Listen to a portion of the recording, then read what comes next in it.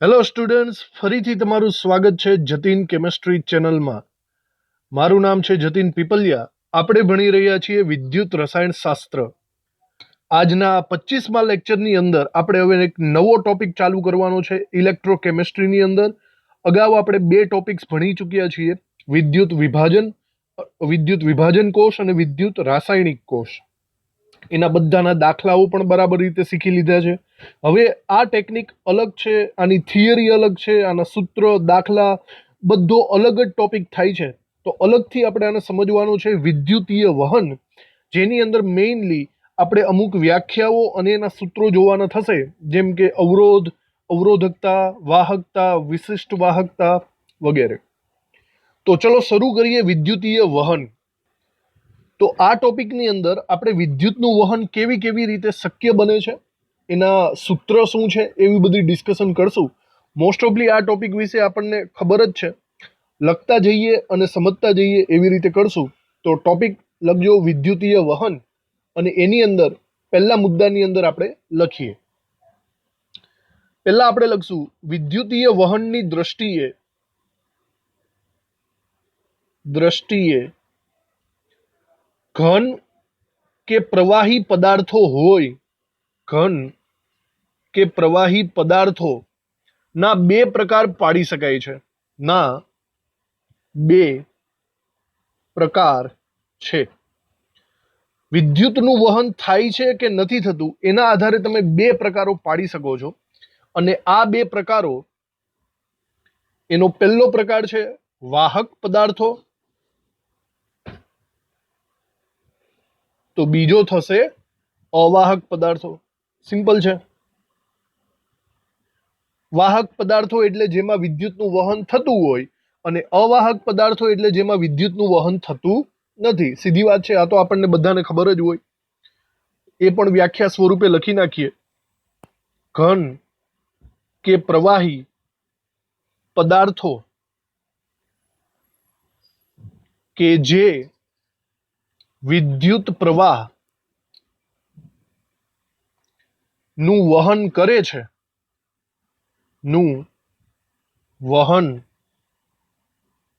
છે, તેને વાહક પદાર્થો કહેવાય. વાહક પદાર્થો કહે છે, જે વિદ્યુતનું વહન કરે. બરાબર. અને એની સાથે જ આપણે જોડી દઈએ, અને જેમાંથી વિદ્યુતનું વહન થતું નથી તેને અવાહક પદાર્થો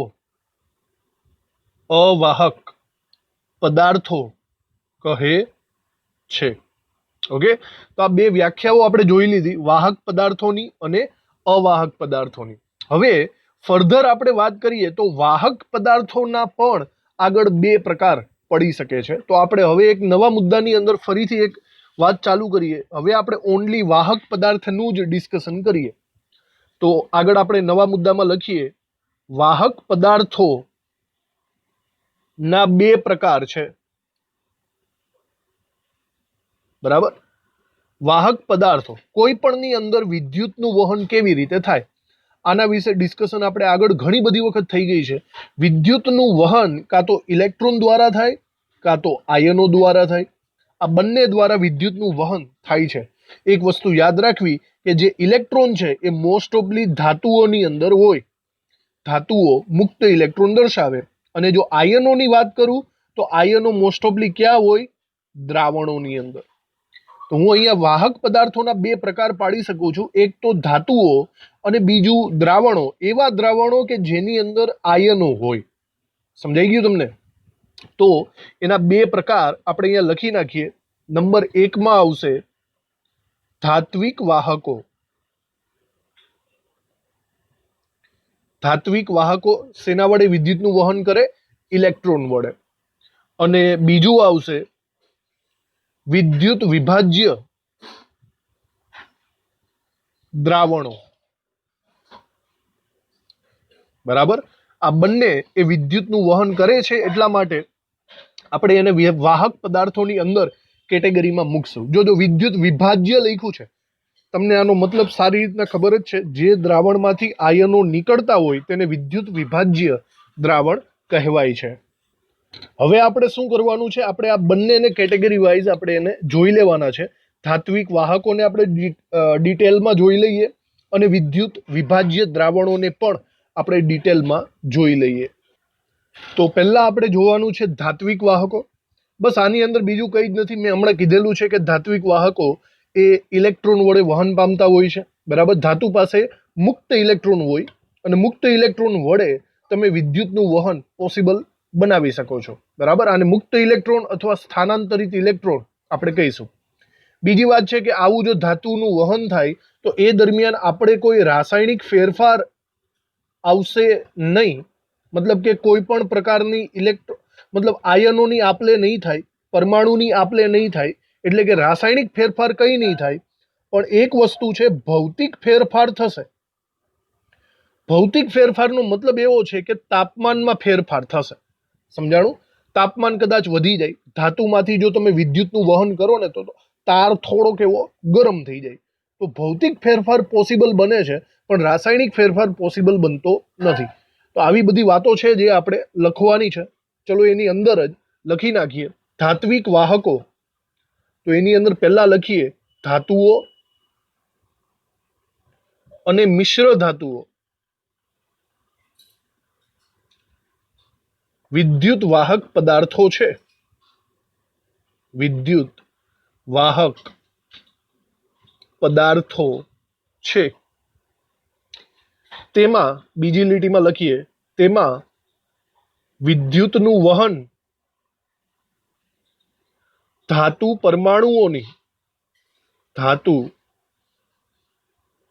પરમાણુઓની બાહ્યતમ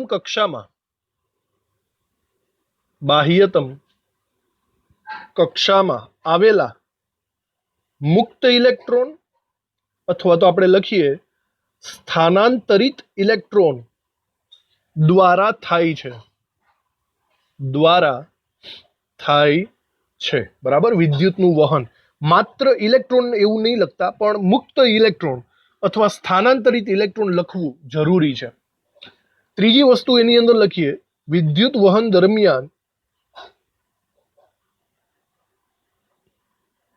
દરમિયાન પદાર્થોમાં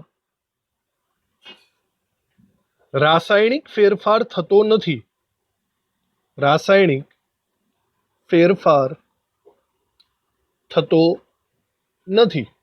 પરંતુ ભૌતિક ફેરફાર થાય છે. જે મેં હમણાં જ વાત કરી, ભૌતિક ફેરફાર થાય છે. ભૌતિક ફેરફારની અંદર એક એક્ઝામ્પલ લખી શકીએ કે ટેમ્પરેચર એટલે કે તાપમાન વધે છે. ઓકે, તો આટલી ડિસ્કશન આપણે કરી લીધી ધાત્વિક વાહકોની, બરાબર. એકદમ સિમ્પલ છે. MCQ રિલેટેડ યાદ રાખવું કે ઇલેક્ટ્રોન દ્વારા વિદ્યુતનું વહન થાય છે, રાસાયણિક ફેરફાર થતો નથી, ભૌતિક ફેરફારમાં તાપમાન વધે છે. આ વસ્તુ તમારે યાદ રાખવાની. હવે આપણે બીજાની ડિસ્કશન કરીએ, વિદ્યુત વિભાજ્ય દ્રાવણોની. તો બીજી વાત આપણે કરવાની છે વિદ્યુત વિભાજ્યની. વિદ્યુત વિભાજ્યની પહેલા વ્યાખ્યાઓ લખી નાખીએ. વ્યાખ્યા એટલે કે જેમાંથી આયનો નીકળતા હોય એવા દ્રાવણો, એના દ્વારા વિદ્યુતનું વહન થશે. સૌથી પહેલા આપણે વ્યાખ્યા લખી નાખીએ. જે પદાર્થો પાણીમાં આયનીકરણ દ્વારા આયનો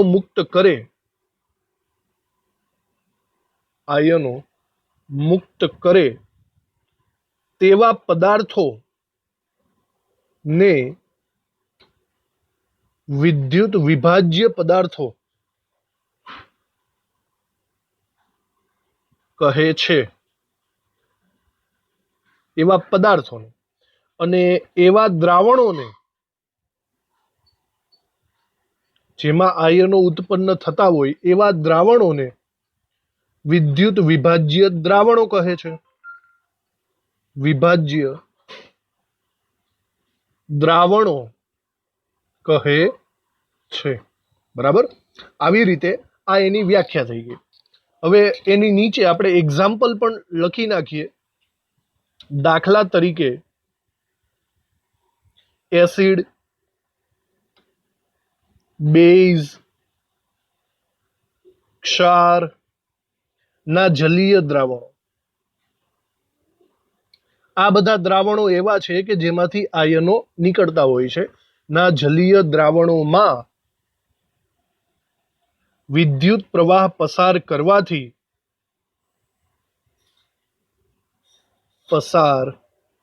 કરવાથી તેમાં આયનો દ્વારા વિદ્યુતનું વહન થાય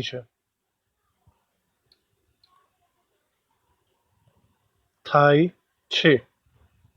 બરાબર. તો આ ડિસ્કશન આપણે કરી વિદ્યુત વિભાજ્યના દ્રાવણોની. તો ઓવરઓલ આપણે કીધું કે વિદ્યુતના વહનના આધારે પદાર્થો બે પ્રકારના પડે: વિદ્યુત વાહક, વિદ્યુત અવાહક. વિદ્યુત વાહક ફર્ધર પાછા બે પ્રકાર પડે છે: ધાત્વિક વાહક અને વિદ્યુત વિભાજ્ય દ્રાવણ. તો આ બે પ્રકાર આપણે બધું વહન વિશે ભણી ગયા. હવે આગળ આપણે ડિસ્કસ કરવાની છે અવરોધ વિશેની. તો આગળની વાત હવે આગળ ધપાવીએ. એના વિશે આપણે એક નવો મુદ્દો લખીએ. વિદ્યુતીય વાહકતા સમજવા માટે વિદ્યુતીય અવરોધને જાણવો પડશે. વિદ્યુતીય અવરોધ જાણવો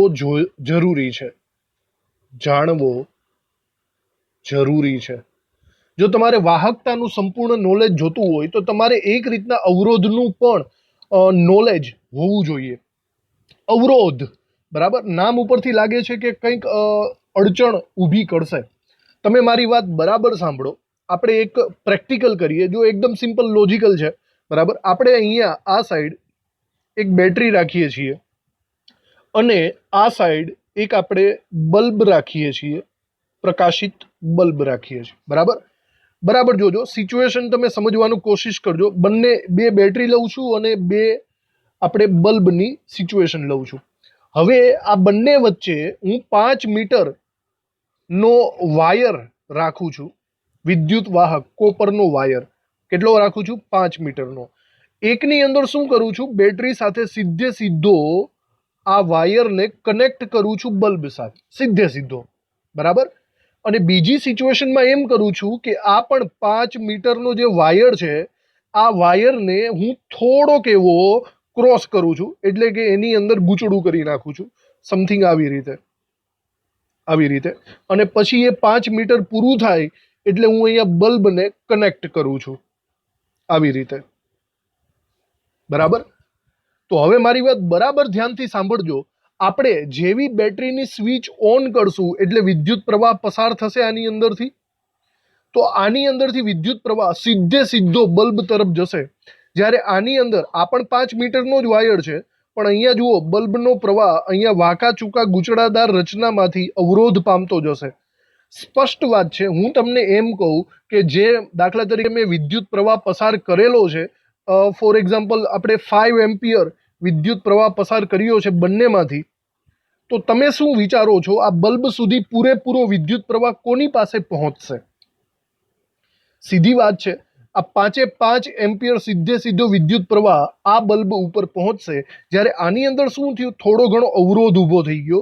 અવરોધ આવ્યો એટલે કે ગૂંચળાદાર રચનામાં અથડાતો આ કંડક્ટન્સ આગળ વધ્યું. એના કારણે એમાં પૂરેપૂરો પ્રવાહ પસાર થયો નથી. તો કહેવાનો મતલબ આ અવરોધ છે. અને અવરોધના કારણે વિદ્યુતનું વહન, વિદ્યુતની વાહકતા કેવી થઈ જાય? ઓછી થઈ જાય. એની સ્પીડ ઘટી જાય, એનું વહન પણ ઓછું થઈ જાય. આ એકદમ સિમ્પલ લોજિક દ્વારા આપણે કહી શકીએ છીએ કે અવરોધ હોય તો એની વાહકતા કેવી થશે? ઓછી થશે. બરાબર. અહીંયા અવરોધના કારણ અહીંયા આપણે લખી જ નાખીએ. અવરોધ વધારે, વાહકતા ઓછી. બરાબર. એકદમ સિમ્પલ આઈડિયા છે. આને આપણે જરા લખી નાખીએ.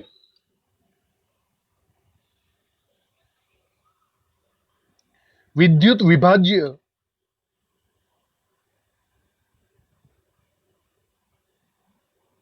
દ્રાવણમાં રહેલા આયનોના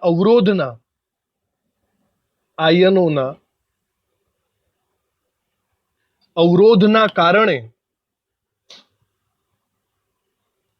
તેમાં વિદ્યુતનું વહન ઓછા પ્રમાણમાં થાય છે. ઓછા પ્રમાણમાં થાય છે. અહીંયા નીચે આપણે એક લખીએ કે આયનોનો અવરોધ વધુ, આયનોનો અવરોધ વધારે તેમ વિદ્યુતનું વહન ઓછું. બરાબર. અને સેમ ટુ સેમ આયનોનો અવરોધ ઓછો એમ વિદ્યુતનું વહન વધારે. બરાબર. એક રીતના અવરોધ અને વિદ્યુતનું વહન એકબીજાના વ્યસ્ત પ્રમાણમાં હોય છે એવું આપણે અહીંયા સમજી શકીએ છીએ. હવે આપણે આજે ડિસ્કશન કરી કે વિદ્યુતીય અવરોધ હોય છે, તો એ વિદ્યુતીય અવરોધ મપાય કઈ રીતે? આ માપવા માટેનું એક સાધન છે જે તમે પ્રેક્ટિકલની અંદર તમારી સ્કૂલમાં કરશો. આપણે આ સાધનનું નામ છે વિસ્ટન બ્રિજ. વિસ્ટન બ્રિજ નામના સાધન વડે તમે કોઈ પણ પદાર્થ, કોઈ પણ દ્રાવણની અંદર કેટલો અવરોધ રહેલો છે એ આપણે માપી શકીએ છીએ. જો કે હાલમાં અત્યારે ડિજિટલ ડાયરેક્ટલી પણ વિસ્ટન બ્રિજ આવે છે, જેના દ્વારા ડાયરેક્ટલી તમે અહીંયા આમ ઇન્ડિકેટ કરી દેશે કે એક્ઝેક્ટ અવરોધ કેટલો છે. તો આ શબ્દ જરા યાદ રાખજો, વિસ્ટન બ્રિજ, જેના દ્વારા વિદ્યુતનું વહન થાય છે. લખી નાખો એક વાક્ય, વિદ્યુતીય અવરોધ. આપણે આ અવરોધને આર વડે દર્શાવશું. અવરોધનું ઇંગ્લિશ થાય રેઝિસ્ટન્સ, રેઝિસ્ટન્સનો આર. તો વિદ્યુતીય અવરોધ આર નું માપન શેના વડે થશે? વિસ્ટન બ્રિજ, વિસ્ટન બ્રિજ વડે થાય છે. બરાબર. આકૃતિ દોરવાની નથી, પણ જાણકારી પૂરતું તમે આ લેબની અંદર વિસ્ટન બ્રિજનો ઉપયોગ કરવાના જ છો. મોસ્ટ ઓફલી ફિઝિક્સમાં આવશે, કેમેસ્ટ્રીમાં નહીં આવે. ઓકે. તો હવે બરાબર રીતે ધ્યાનથી સાંભળો. આ બધું પ્રાઇમરી વાતો પૂરી થઈ ગઈ. હવે આપણે મેઇન લોજિકલ ટોપિક ઉપર આવીએ છીએ. આપણે આજે ખૂબ જ મહત્વની એવી 4 વ્યાખ્યાઓ અને એના 4 સૂત્રો તૈયાર કરવાના છે. આ 4 વ્યાખ્યાઓ અને આ સૂત્રોમાં પહેલું આવશે અવરોધ આર. અવરોધ આર વિશેની સંપૂર્ણ માહિતી આપણે લેવાની છે. અવરોધ ઉપરથી આપણે અવરોધકતાની પણ માહિતી લેવાની છે. અવરોધકતા, જેને આપણે રો તરીકે ઓળખીશું. અવરોધકતા ઉપરથી આપણે વાહકતાની પણ ઇન્ફોર્મેશન લેવાની છે.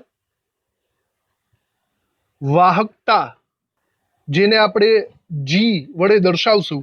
અને વાહકતા ઉપરથી આપણે વિશિષ્ટ વાહકતા પણ જોઈશું. વિશિષ્ટ વાહકતાને આપણે ગ્રીક અક્ષર કપ્પા તરીકે ઓળખીશું. જોજો બરાબર આ 4 વસ્તુ કેટલું કેટલું કરવાનું છે, ખૂબ જ ઇમ્પોર્ટન્ટ છે એમસીક્યુ અને દાખલાઓને રિલેટેડ. સૌથી પહેલા તો આ 4 વ્યાખ્યાઓ આપણે જાણવાની છે. પછી 4 સૂત્રો આપણે જાણવાના છે. 4 એકમો પણ આપણે જોવાના છે. આટલી વસ્તુ 4 ખબર પડશે તો આગળ આપણને વધારે સારું કન્ફર્મેશન થશે. અને આ 4 એટલું બધું અઘરું પણ નથી. તમે જસ્ટ અવરોધથી સ્ટાર્ટ કરો. તમને જો અવરોધ વિશે નોલેજ મળી જાય તો અવરોધકતા ડાયરેક્ટલી ખબર પડી જશે. અવરોધ ઉપરથી વાહકતા પણ ખબર પડી જશે. અને વાહકતા ઉપરથી તમને વિશિષ્ટ વાહકતા ખબર પડી જશે. બધું એકબીજા સાથે કનેક્ટેડ છે. સમજાણું? તો હવે આપણે આ 4ની ડિસ્કશન ચાલુ કરીએ. આના માટે આપણે એક જ પેજમાં 4 ભાગ પાડી દઉં છું. બરાબર. જોજો તમે પણ આવી જ રીતે લખજો, તમારે આવી જ રીતના યાદ રહી જશે. એક જ પેજમાં 4 ભાગ પાડીને એક જ પેજમાં એને ડિસ્ક્રાઇબ કરી લઈએ, જેથી એક ઉપરથી બીજું તમને આસાનીથી ખબર પડે. બરાબર. સૌથી પહેલા આપણે અવરોધ આરની વાત કરશું, ત્યારબાદ અવરોધકતા રોની વાત, પછી વાહકતા જી અને છેલ્લે વિશિષ્ટ વાહકતા કપ્પાની વાત. આ ચારે ચાર વસ્તુ અહીંયા એકબીજા સાથે નિર્ભર છે, એટલા માટે એકબીજા સાથે કનેક્ટેડ હોવાથી આપણને યાદ પણ રહી જશે. સૌથી પહેલા આપણે ચાલુ કરવાનું છે આર એટલે કે અવરોધ. આપણે અવરોધની ત્રણ બાબતો જોઈ લઈએ બરાબર રીતે. આવી રીતે આપણે કરી નાખીએ છીએ. બરાબર. ફર્સ્ટ ઓફ ઓલ અવરોધની બાબત તો બરાબર જુઓ કે અવરોધની વ્યાખ્યા શું થાય. અવરોધની વ્યાખ્યા જો તમને આવડી જશે તો ડાયરેક્ટલી તમને એનું સૂત્ર પણ ખબર જ પડી જશે. વ્યાખ્યા ઉપરથી જ સૂત્ર છે. તો અવરોધનું સૂત્ર તમે બરાબર યાદ રાખો કે કોઈ પણ પદાર્થનો અવરોધ આર હોય ને એ હંમેશા એની લંબાઈના સમપ્રમાણમાં અને આડછેદના ક્ષેત્રફળના વ્યસ્ત પ્રમાણમાં હોય. આ બહુ સમજવા જેવી વાત છે. લંબાઈના સમપ્રમાણમાં એટલે શું? બરાબર જોજો, હું અવરોધની વાત કરું છું. ફોર એક્ઝામ્પલ, મારી પાસે બે તાર છે. સાંભળજો, મારી પાસે બે તાર છે. એક તાર 1 સેન્ટીમીટર લાંબો છે અને બીજો તાર 2 સેન્ટીમીટર લાંબો છે. તો બોલો આ બંનેમાંથી અવરોધ વધારે શેમાં હશે? અવરોધ વધારે શેમાં હશે?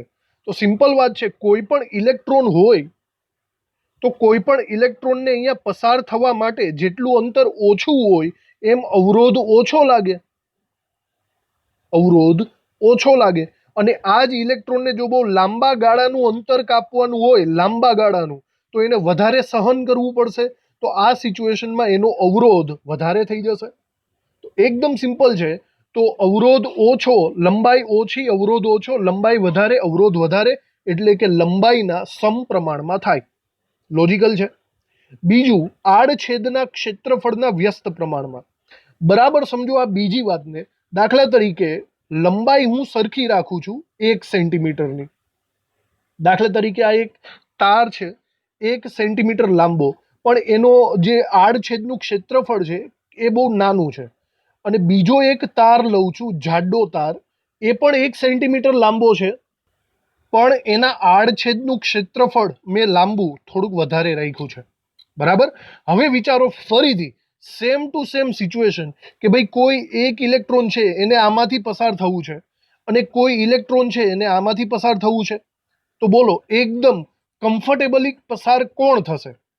કમ્ફર્ટેબલી પસાર આમાંથી થશે, કારણ કે એને વધારે જગ્યા મળી જાય છે. એ આરામથી ઘૂમતો ઘૂમતો ઘૂમતો ચાલ્યો જશે. સમજો છો? જ્યારે પતલા તારની અંદર શું થશે? એને જગ્યા નથી એટલે અથડાતો બરાબર, અથડાતો એની અંદરથી પસાર થશે. તો ઓવરઓલ એટલી ખબર પડે કે જ્યાં પતલો તાર છે ને ત્યાં એને રેઝિસ્ટન્સ, અવરોધ વધારે લાગશે, કારણ કે જગ્યા ઓછી છે. અને જ્યાં જગ્યા વધારે છે ત્યાં એને અવરોધ કેવો લાગશે? ઓછો લાગશે. તો અવરોધ વધારે, આડછેદનું ક્ષેત્રફળ ઓછું. બરાબર. વધારે ઓછું, ઓછું વધારે, એનો મતલબ વ્યસ્ત પ્રમાણ થાય. તો બરાબર રીતે સમજજો, આ વ્યાખ્યા છે. કોઈ પણ પદાર્થનો અવરોધ એ લંબાઈના સમપ્રમાણમાં અને આડછેદના ક્ષેત્રફળના વ્યસ્ત પ્રમાણમાં હોય છે. આવી રીતે આપણે સમજી લીધું. હવે આપણે એનું વ્યાખ્યા લખી નાખીએ અને એના પરથી સૂત્ર. તો વ્યાખ્યા થશે, કોઈ પણ એક સરખા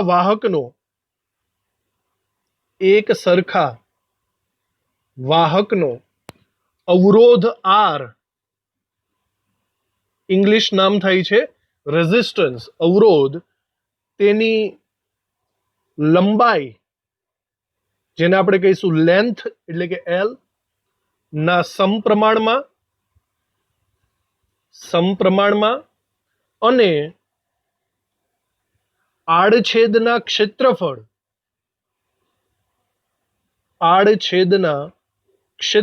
જેને આપણે નામ આપશું એ ના વ્યસ્ત પ્રમાણમાં હોય છે. ના વ્યસ્ત પ્રમાણમાં હોય છે. આ એની વ્યાખ્યા થઈ ગઈ. બરાબર.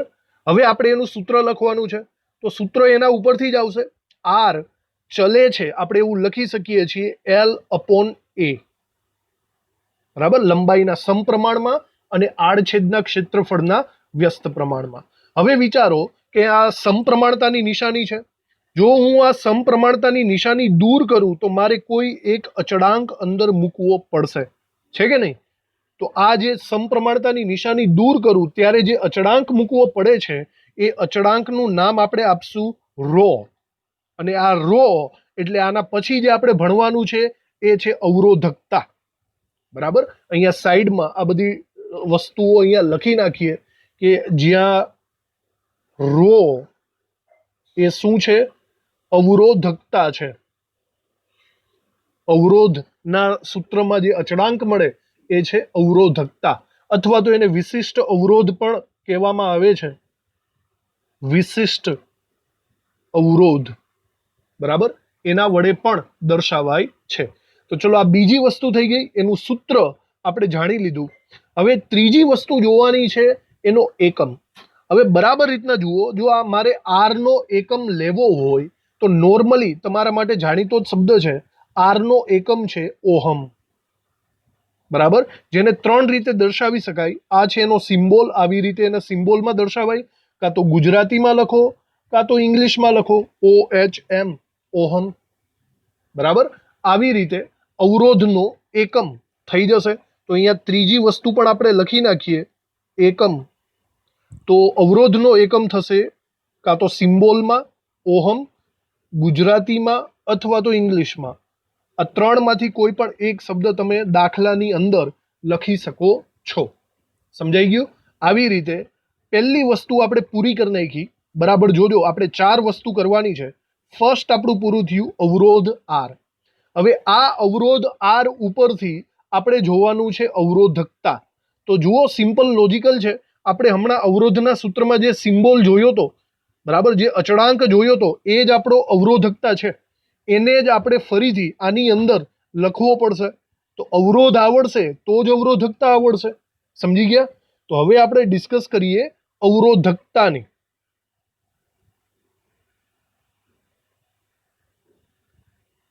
ચાલો, આવી રીતે અહીંયા લખી નાખશું એને.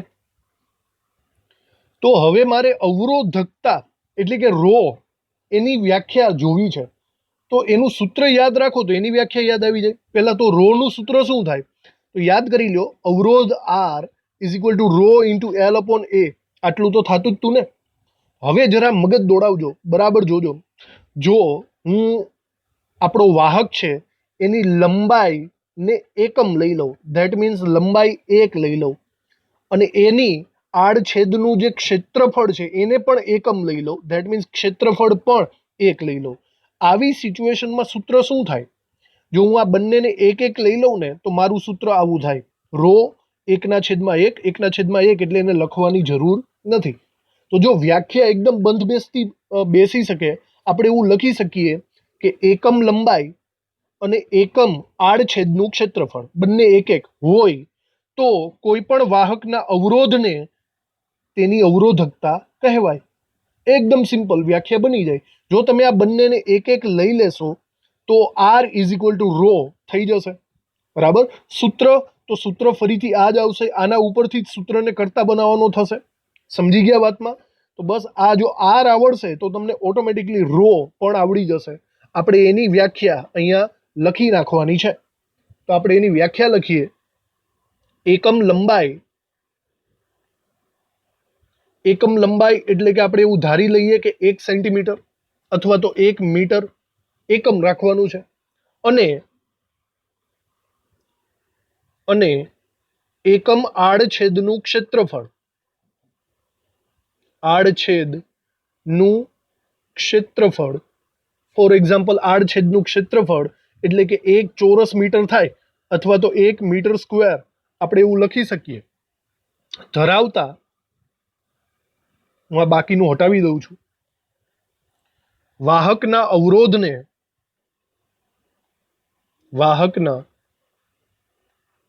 અવરોધને તેની અવરોધકતા કહે છે. અવરોધકતા કહે છે. બરાબર, તો આ એની વ્યાખ્યા થઈ ગઈ. હવે જો આપણે સૂત્રની વાત કરીએ તો જુઓ, બરાબર, સૂત્રને આપણે આવી રીતે લખી શકીએ છીએ, R is equal to rho into L upon A. આ તો અવરોધનું સૂત્ર હતું. જો મારે આમાં રો ને કરતા બનાવવો હોય તો એ ને છેદમાંથી પહેલી સાઈડ અંશમાં લઈ જવો પડશે, અને એલ ને છેદમાં લઈ જવો પડશે, મતલબ ઉલટા સુલટું થઈ જશે. તો આવી રીતના થશે એ અપોન એલ. સમજાણું? તો આપણે ઓવરઓલ લખી શકીએ છીએ rho is equal to R into A upon L. બરાબર, આ એનું સૂત્ર થઈ ગયું. ઓવરઓલ આરનું સૂત્ર છે, એને જ આપણે ટ્રાન્સફોર્મ કરેલું કહેવાય. ચલો, આ બી વસ્તુ પૂરી થઈ ગઈ. આમાં કોઈ નવો શબ્દ નથી. હવે આપણે જોવાનો છે એનો એકમ. તો એકમ શું થાય એ પણ આપણે જોઈ લઈએ. એકમ તો બરાબર રીતના જુઓ, રો નું સૂત્ર ઉપરથી જ આપણને એકમનો ખ્યાલ આવશે. બરાબર જો ડિસ્કસ કરો તો આર નો એકમ શું થાય છે? ઓહમ. સમજાણું? અહીંયા એ એટલે ક્ષેત્રફળ. જો હવે ક્ષેત્રફળને તમે મીટરમાં લીધું હોય તો ક્ષેત્રફળ મીટર સ્ક્વેર આવશે, લંબાઈ મીટરમાં આવશે. તો ઓવરઓલ મારો એકમ કંઈક આવી રીતે હું લખી શકું છું, ohm into metre square upon metre. બોલો, થાય કે નહીં આવી રીતે? સૂત્ર ઉપરથી જ જોવાનું છે. બરાબર, સૂત્ર આવડે તો બધું આવડી જશે. તો આ ઉપર નીચે મીટર મીટર તમે કેન્સલ કરી નાખો તો ઉપરની તરફ 1 મીટર વધશે. તો ઓવરઓલ હું એમ કહી શકું છું ઓહમ ઇન્ટુ મીટર આ એનો એકમ થશે. અથવા તો જો કદાચ સેન્ટીમીટર લેવા માંગતા હોય તો ઓહમ ઇન્ટુ સેન્ટીમીટર, આવા પણ અમુક દાખલાઓ આવી શકે છે. તો આવી રીતે ઓહમ ઇન્ટુ મીટર કે ઓહમ ઇન્ટુ સેન્ટીમીટર એ અવરોધકતાનો એકમ થશે. અવરોધકતાને વિશિષ્ટ અવરોધ પણ કહેવાય, એ પણ આપણે નીચે દર્શાવી દઈએ, વિશિષ્ટ અવરોધ. બરાબર. અને બીજી એક અગત્યની વાત એ છે કે ક્યારેક અમુક દાખલાઓમાં ઓહમ ઇન્ટુ મીટરમાંથી સેન્ટીમીટરમાં ફેરવવાનું થાય તો એકદમ લોજિકલ છે. 1 મીટર બરાબર 100 સેન્ટીમીટર થાય, એ તો આપણને ખબર જ છે ને. તો એના આધારે હું આવું કરી શકું છું કે 1 ઓહમ ઇન્ટુ મીટર બરાબર 100 ઓહમ ઇન્ટુ સેન્ટીમીટર. એકદમ ઇઝી. અથવા તો એનું ઊંધું કરો કે 1 ઓહમ ઇન્ટુ સેન્ટીમીટર બરાબર થશે 0.01 ઓહમ ઇન્ટુ મીટર. તો આ તો લોજિકલ બધાને ખબર જ હોય. બરાબર. તો જે દાખલાઓ આવશે એમાં આવી ગણતરીઓ કરવાની રહેશે. ચલો, તો આ થઈ ગઈ આપણો અવરોધકતા. બરાબર, રો.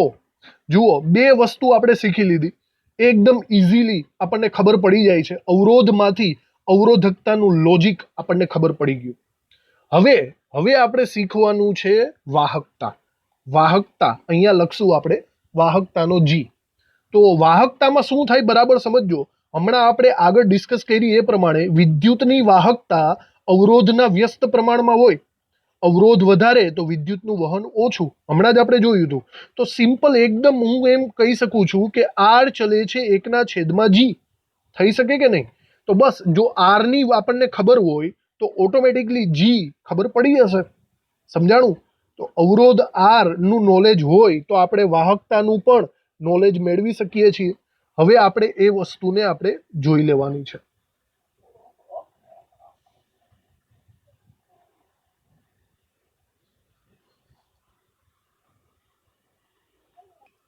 તો ત્રીજો સેક્શન આપણે લખવાનો છે વાહકતા વિશેનો.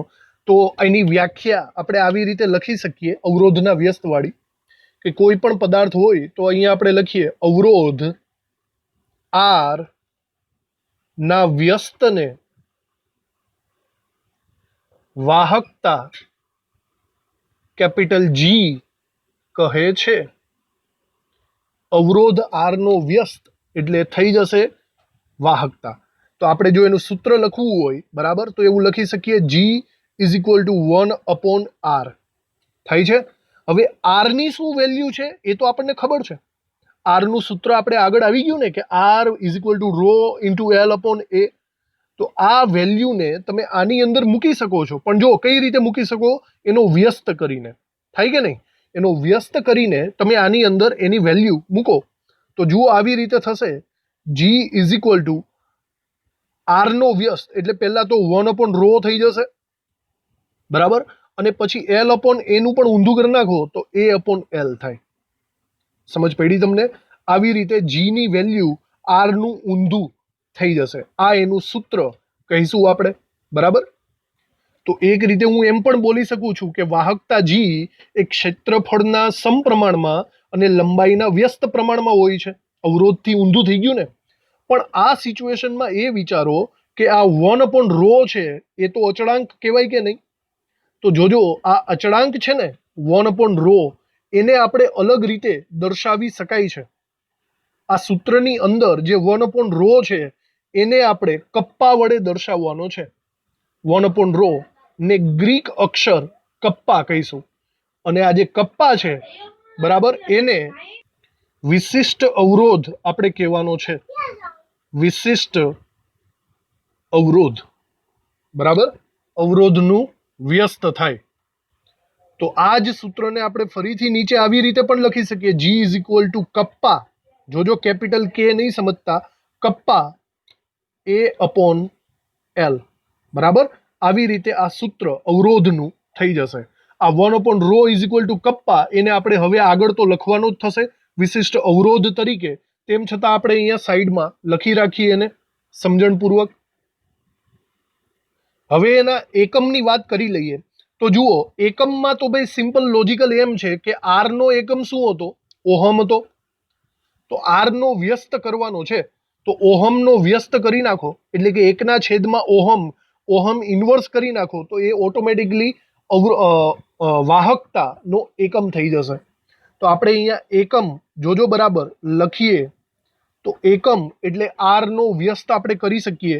એટલે કે જો 3 રીતે કરી શકીએ. પહેલા તો એનો જે સિમ્બોલ હતો એનો વ્યસ્ત, અથવા તો તમે ગુજરાતીમાં લખી શકો છો ઓહમ ઇન્વર્સ, અથવા તો ઇંગ્લિશમાં લખી શકો છો OHM ઇન્વર્સ. સમજાણું? હવે તમને એ પણ ખબર હોવી જોઈએ કે ઓહમ ઇન્વર્સ જે છે એને આપણે એક બીજા નામે ઓળખીએ છીએ અને એ છે મો. એનો સિમ્બોલ ઊંધો થઈ જાય, સિમ્બોલ ઊંધો થઈ જાય એને કહેવાય મો. અને એનો જે ઇંગ્લિશમાં નામ છે ને એ આવું છે.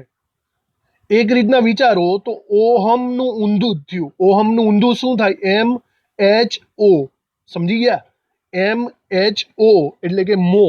આવી રીતે એને લખવામાં આવ્યો છે.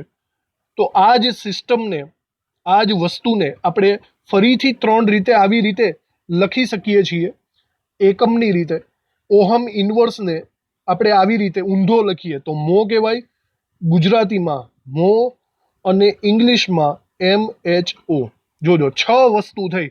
આ 6 માંથી કોઈ પણ એક વસ્તુ તમે લખી શકો છો એકમની રીતે. ઓકે. અને હજી એક વાત, જો બરાબર રીતના એસઆઈ એકમ આપણે લખીએ ને તો વાહકતા જી નો એસઆઈ એકમ કંઈક અલગ જ છે. વાહકતા જી નો એસઆઈ એકમ સિમેન્સ છે. અને સિમેન્સને કેપિટલ S વડે દર્શાવવામાં આવે છે. યાદ રાખજો, મોસ્ટ ઓફલી તો આ જ વપરાશે. દાખલાઓની અંદર તમને સિમેન્સ તરીકે આપશે. તો વાહકતા જી નો એકમ છે સિમેન્સ, અથવા તો આ 6 માંથી ઓહમ ઇન્વર્સ, મો, એમાંથી કોઈ પણ એક આપેલો હશે. તો ભાઈ આ વાત થઈ ગઈ આપણે વાહકતા જીની. બરાબર, આપણો થર્ડ પોર્શન. તો એક પછી એક આપણે 3 વસ્તુને સમજી લીધી. હવે એક ચોથી વસ્તુ સમજવાની બાકી છે અને એ છે કપ્પા. કપ્પા એટલે કે વિશિષ્ટ વાહકતા. અને આ જોઈ શકાય છે કપ્પા તો અહીંયા હતો જ પહેલેથી, એટલે આપણે એને ડાયરેક્ટલી અહીંયા જ લઈ લેવાનો થશે. સમજાણું? તો હવે કપ્પાને રિલેટેડ આપણે અહીંયા લખાણ લખવાનું છે. બરાબર. જુઓ, તો પહેલા તો કપ્પાની વ્યાખ્યા, વિશિષ્ટ વાહકતાની વ્યાખ્યા. તો હમણાં આપણે આગળના જે પોર્શનમાં જોયું છે એને બરાબર રીતે જોઈ લ્યો કે કપ્પા એટલે આપણે અહીંયા 1/ρ લઈ શકીએ છીએ. રો કોણ હતો? અવરોધકતા હતી ને. બરાબર. તો આપણે એમ કહી શકીએ છીએ કે વિશિષ્ટ અવરોધકતાના વ્યસ્તને અથવા તો વિશિષ્ટ અવરોધના વ્યસ્તને આપણે વાહકતા કહી શકીએ. વિશિષ્ટ વાહકતા. થોડું કન્ફ્યુઝન થાય છે કારણ કે અહીંયા આપણે ખોટું લખ્યું છે ભાઈ, જરાક એવો સુધારો કરજો. અહીંયા કપ્પાને મેં વિશિષ્ટ અવરોધ કહી દીધેલો છે, જોજો બરાબર. વિશિષ્ટ અવરોધ નહીં, કપ્પા એટલે વિશિષ્ટ વાહકતા થશે. આ એક ભૂલ રહી ગઈ આપણાથી, જરાક સુધારો કરજો. તો ઓવરઓલ વિશિષ્ટ અવરોધના વ્યસ્તને વિશિષ્ટ વાહકતા કહી શકાય એવું આપણે લખી શકીએ છીએ. બરાબર. તો એ લખાણ આપણે અહીંયા લખી નાખીએ બરાબર રીતે. પહેલા એની વ્યાખ્યા, તો વ્યાખ્યામાં લખીએ અવરોધકતા રો ના વ્યસ્તને વિશિષ્ટ વાહકતા કહે છે. વિશિષ્ટ વાહકતા, અને એનો સિમ્બોલ શું છે? કે. પણ આપણે અહીંયા શબ્દો સ્વરૂપે ખાસ લખજો, કપ્પા કહે છે. કપ્પા તરીકે આપણે એને ઓળખવાનું છે. બરાબર, આ એની વ્યાખ્યા થઈ ગઈ. હવે એના સૂત્ર ઉપર નજર કરીએ તો ભાઈ સૂત્ર તો એ જ થશે કે કપ્પા ઇઝ ઇક્વલ ટુ 1/ρ. બરાબર, સીધી વાત છે. અને રો ની કિંમત આપણે આગળ જોઈ ચૂક્યા છીએ. રો એ એકચ્યુઅલી અવરોધનો વ્યસ્ત છે. તો રો ઇઝ ઇક્વલ ટુ આપણે લખતા હતા RA/L. થાય કે નહીં? આવી રીતે આપણે લખતા હતા રોની વેલ્યુ. આ રોની વેલ્યુને તમારે રિવર્સ એટલે કે વ્યસ્ત કરીને અહીંયા લખવી પડશે. તો કપ્પા ઇઝ ઇક્વલ ટુ 1/ρ. એના સૂત્રને હજી જો આપણે બરાબર રીતે લખીએ તો હું એવું લખી શકું છું, રોની વેલ્યુ ઊંધી કરો એટલે કે 1/r લખી શકાય ઇન્ટુ A/L લખી શકાય. બોલો થાય કે નહીં? સોરી, A/L નહીં પણ L/A. રિવર્સ આપણે ઊંધું કરવાનું છે. બરાબર, આર નું ઊંધું કરી નાખ્યું અને A/L નું પણ ઊંધું કરી નાખ્યું. રો નો વ્યસ્ત આવી રીતે થશે. ચલો, હજી એક વાત છે. આની અંદર 1/r છે એને હું જી લખી શકું કે નહીં? 1/r અવરોધના વ્યસ્તને આપણે શું લખી શકાય છે? વાહકતા લખી શકાય છે. તો આ જે 1/r છે એની જગ્યાએ હું વાહકતા જી લખી શકું છું. તો અહીંયા જ હું સાઈડમાં લખું છું કે kappa is equal two GL/A. યાદ રાખજો, આપણે દાખલાઓ ગણશું એની અંદર વારંવાર આ સૂત્ર આવવાનું છે. બરાબર, જ્યાં L/A છે ને એ L/A અહીંયા હું લખું છું, એને આપણે કોષ અચળાંક એવો શબ્દ આપવાનો છે. કોષ અચળાંક, એની વાત હમણાં આગળ આપણે કરવાની જ છે. તો એકચ્યુઅલી વિશિષ્ટ વાહકતા કપ્પા કોને કહેવાય? વિશિષ્ટ વાહકતા કપ્પા એટલે વાહકતા જી અને કોષ અચળાંક L/A ના ગુણાકારને વિશિષ્ટ વાહકતા કપ્પા કહીશું. જે દાખલાઓની અંદર મોસ્ટ ઓફલી આ જ સૂત્ર આવવાનું છે. આને બરાબર રીતે હાઇલાઇટ કરી રાખજો. સમજાઈ ગયું? હવે એના એકમની પણ ડિસ્કશન કરી લઈએ. એકમ, તો જુઓ એકમની વાત કરો તો એક રીતના તમે આને પકડી શકો છો. Kappa is equal to 1/ρ. તમે વિચારો રો નો શું એકમ હતો? રો નો એકમ હતો ઓહમ ઇન્ટુ મીટર. યાદ કરો, અથવા ઓહમ ઇન્ટુ સેન્ટીમીટર.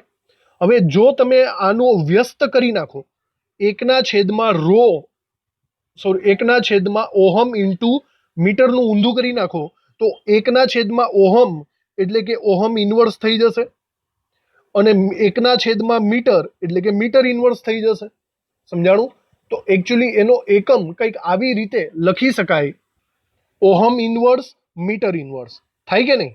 અને બીજી એક વાત મોસ્ટ ઓફલી આપણે આગળ હમણાં ડિસ્કસ કરી કે ઓહમ ઇન્વર્સને આપણે સિમેન્સના નામે ઓળખવાનું છે. જુઓ એસઆઈ એકમ દાખલાઓમાં.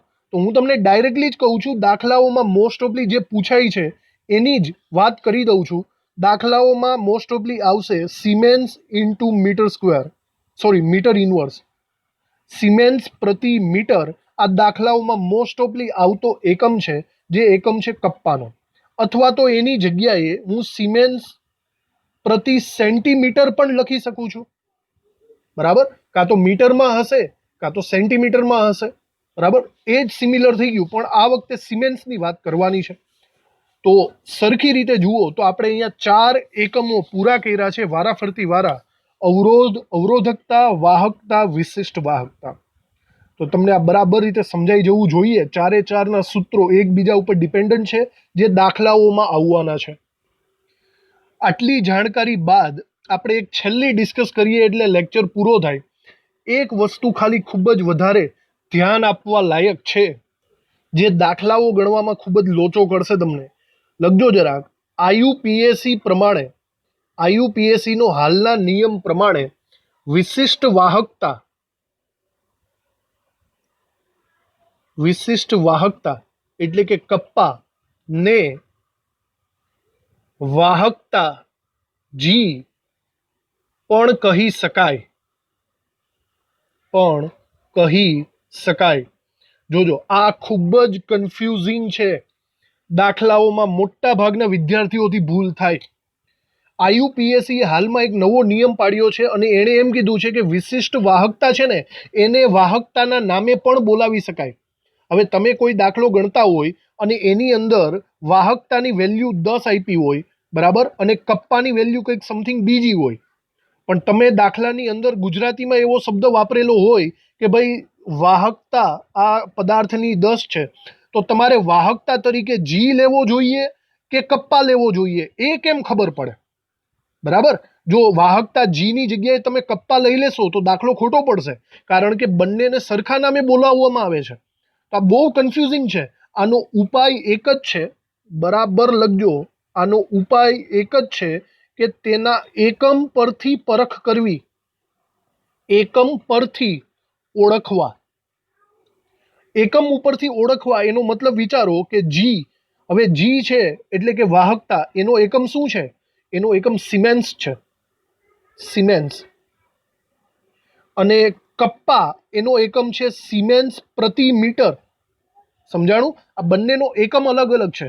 તો હવે એકદમ સિમ્પલ લોજિક છે કે જો તમે દાખલો ગણો છો અને દાખલાના રકમમાં એવું લખ્યું કે ભાઈ કોઈ પણ પદાર્થની વાહકતા એ 15 સિમેન્સ પ્રતિ મીટર છે, તો દાખલો ગણો. તો તમારે સમજવાનું કે ભાઈ આ વાહકતા તરીકે હું જી લઉં કે કપ્પા લઉં, તો તમારે એકમ જુઓ જોઈએ. એકમ શું છે? એકમ છે સિમેન્સ પ્રતિ મીટરનો. બરાબર, સિમેન્સ પ્રતિ મીટર છે, ધેટ મીન્સ આપણો આ કપ્પા કહેવાશે, જી કહેવાશે નહીં. તમે સમજવાની કોશિશ કરજો. આવા દાખલાઓ ગણશું ત્યારે ફરીથી તમને યાદ દેવડાવીશ ભાઈ આ બંનેમાં કન્ફ્યુઝિંગ છે અને એકમ ઉપરથી આપણે એનું લોજિક સમજી શકીએ છીએ. તો આજનો આજે લેક્ચરમાં મેં તમને ખાસ કરીને આજે 4 વસ્તુ ભણાવેલી છે ને, બરાબર નોંધ કરીને લખજો, હોમવર્કમાં પણ લખજો, કારણ કે આ ઇમ્પોર્ટન્ટ છે. આ પાક્કું હશે તમારું તો જ તમે આગળ વધી શકશો. સ્પેશિયલી એના સૂત્રો, એના એકમો ખાસ યાદ રાખવા, જેથી દાખલાઓની અંદર કોઈ તકલીફ ન પડે. ઓકે, તો આજનો લેક્ચર અહીંયા આપણે ફિનિશ કરીએ. થેન્ક યુ આ લેક્ચર ભરવા માટે. આગળ આપણે વિદ્યુતીય વાહકતાને લગતી આગળની વાતો શરૂ કરશું. હજી દાખલાની થોડીક વાર લાગશે, 1-2 લેક્ચર હજી થિયરી આવવાની છે. Thank you.